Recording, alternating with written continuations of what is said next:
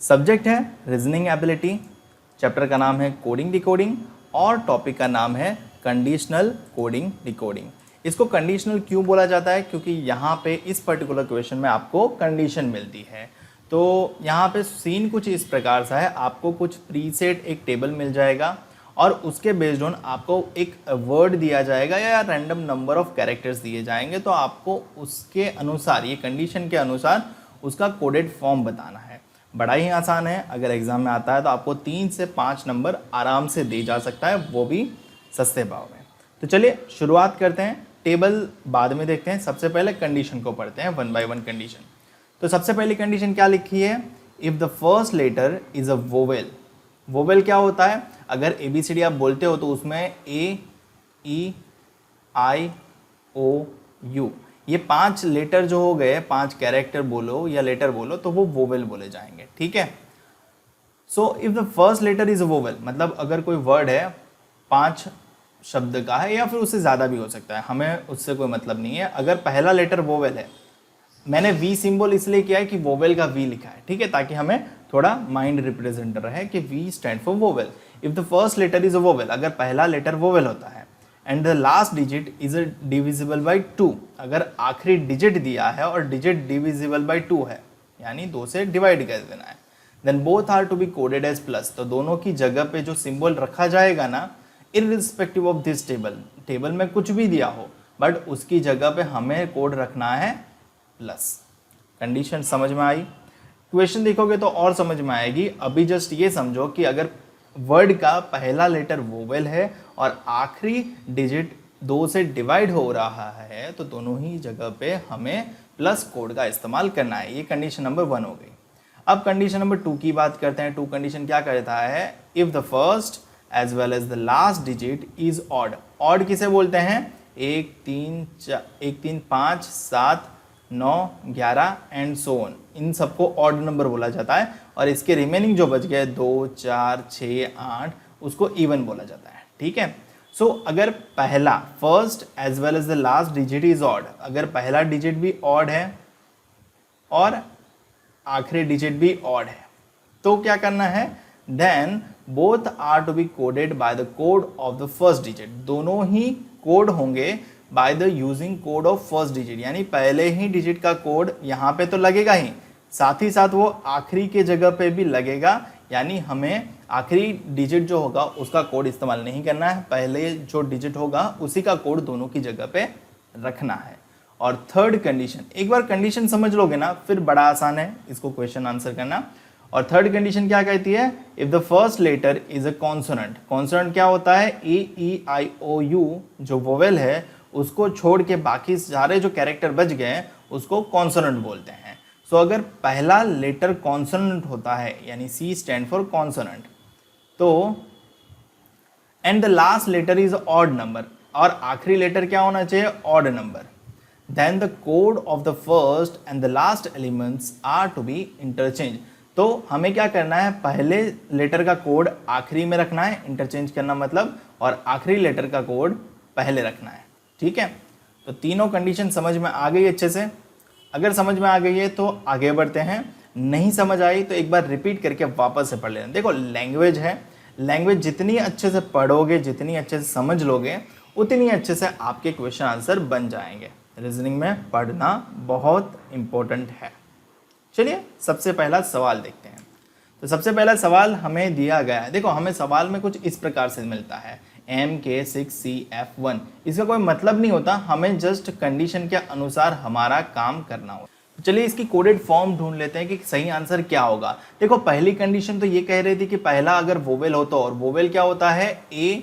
A-E-I-O-U, तो इन तीनों में से M है, यहाँ पे M तो कॉन्सोनेंट हो गया, तो पहली कंडीशन तो यहाँ पे नहीं लगेगी। दूसरी कंडीशन में ऑड पहला नंबर मांगा गया था, तो दूसरी कंडीशन भी नहीं लगेगी। और तीसरी कंडीशन में बोला गया है पहला कॉन्सोनेंट है, तो चलो पहला कॉन्सोनेंट है वो वेरीफाई हो गया। क्या आखिरी ऑड डिजिट है? आखिरी ऑड डिजिट है, जी हाँ आखिरी ऑड डिजिट है, क्योंकि 1 इज अ ऑड डिजिट, ठीक है। सो कहाँ क्या किया गया है थर्ड कंडीशन में कि कॉन्सोनेंट की जो कोड फॉर्म होगी ना वो लास्ट में रखनी है, यानी M की कोड जो होगी वो एक की जगह पे आएगी। M की कोड क्या है? इनफाइनाइट, यहाँ टेबल पे हमें मेंशन्ड है, तो हमें इनफाइनाइट m की जगह पे नहीं रखना है, इनफाइनाइट हमें यहाँ पे रखना है।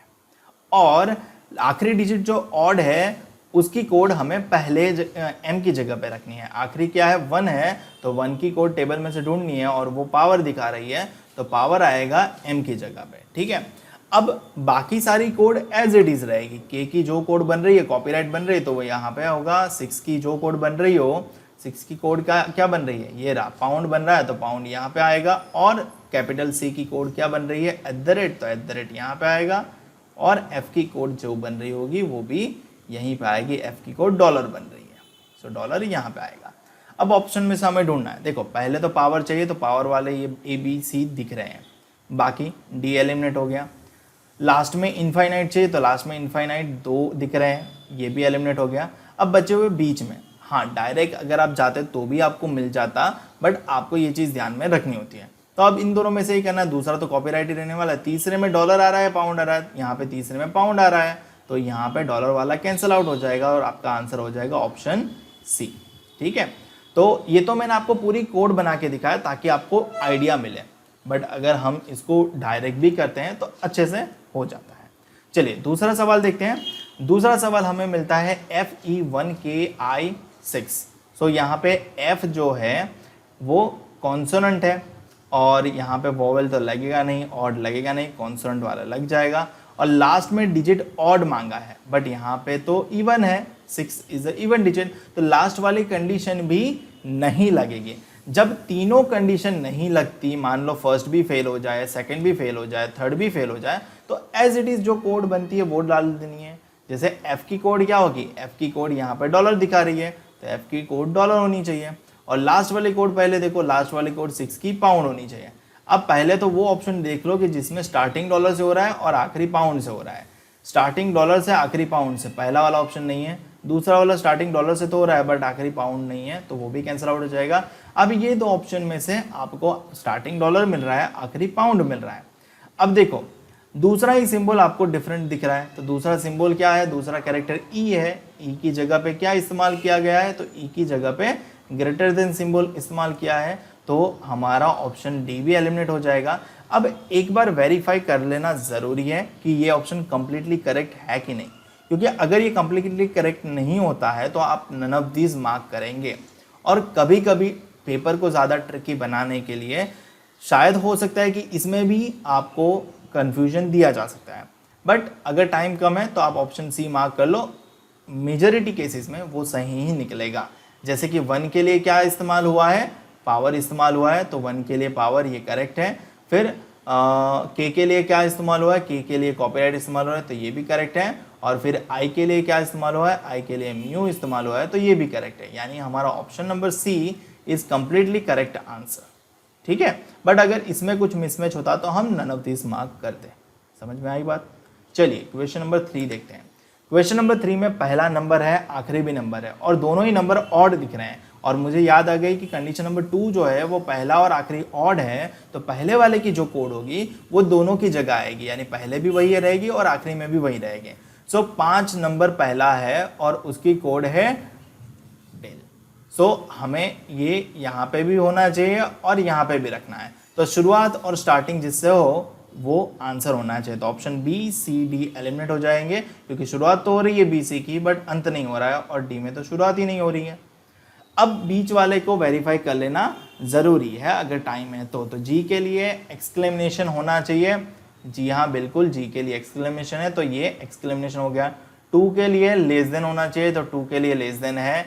आई के लिए म्यू होना चाहिए, तो आई के लिए म्यू है। और ए के लिए होना चाहिए एंड, तो ए के लिए एंड भी है, तो हमारा ऑप्शन ए करेक्ट आंसर बन जाएगा। ठीक है, अगर कुछ मिसमैच होता तो हम नन ऑफ दिस मार्क कर दें। समझ में आ रही है ना बात। चलिए आगे बढ़ते हैं और सवाल नंबर 4 देखते हैं। चौथा सवाल क्या कहता है, E2CA6। सो पहला ऑप्शन तो क्या कहता है, अगर पहला कैरेक्टर वोवेल है तो जी हाँ E इज अ वोवेल, क्योंकि वोवेल कितने हैं, 5 है, A-E-I-O-U। So E is a vowel. So पहले वाली तो कंडीशन मैच हो रही है, हाफ। अब लास्ट कैरेक्टर, लास्ट डिजिट अगर 2 से डिवाइड हो रहा है तो क्या लास्ट डिजिट 6 2 से डिवाइड होता है, बिल्कुल होता है। तो आपको दोनों ही जगह पे क्या रखना है, प्लस, यहाँ पे कंडीशन नंबर 1 क्वालिफाई हो रही है, तो यहाँ पे इसको भी प्लस रखेंगे, इसको भी प्लस रखेंगे। तो ऑप्शन में से सबसे पहले तो वही ढूंढो कि आखिरी और पहले स्टार्टिंग में प्लस कौन सा है। ऑप्शन ए में तो नहीं है एलिमिनेट, ऑप्शन बी में भी नहीं है एलिमिनेट, ऑप्शन सी में भी नहीं है एलिमिनेट, ऑप्शन डी में हमें देखने को मिल रहा है कि स्टार्टिंग प्लस से है, एंडिंग भी प्लस से है। तो बाकी सब कुछ वेरीफाई कर लेते हैं।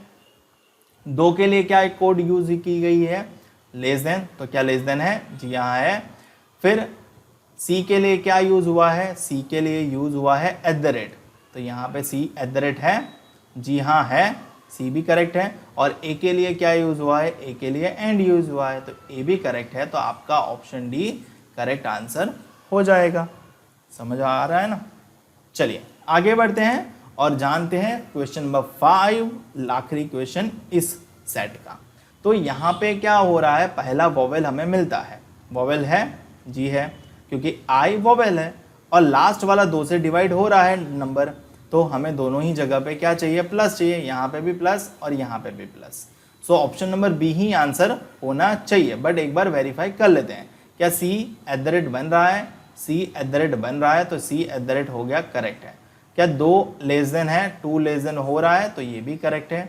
क्या एम इनफाइनाइट है, एम इनफाइनाइट है, ये भी करेक्ट है। तो हमारा option B is the correct answer. समझ में आया कई बात। ऐसा क्वेश्चन आपके लिए होमवर्क दूँ तो हो जाएगा ना। तो ये क्वेश्चन आपके होमवर्क के लिए है। मुझे उम्मीद है कि आप इसका आंसर कमेंट सेक्शन में कमेंट करके मुझे बताओगे। और अगर आपको इसके करेक्ट आंसर चाहिए तो आपको पीडीएफ हमारे टेलीग्राम चैनल IBPS गुरुजी पे मिल जाएगा। आपको करना क्या है, हमारे चैनल पे चले जाना है, या फिर लिंक मैं आपको डिस्क्रिप्शन में दे दूंगा, तो डिस्क्रिप्शन में दी गई लिंक का विजिट करके आपको ये पीडीएफ मिल जाएगा आंसर्स के साथ। एक और भी है, तो आप ये चीज़ भी देख के जाना। और यहाँ पे सबसे पहले मैं कंडीशन आपको एक्सप्लेन कर देता हूँ, ठीक है। अगर समझ आ गया है तो कंडीशन खुद से करना पहले, या फिर देख लेना।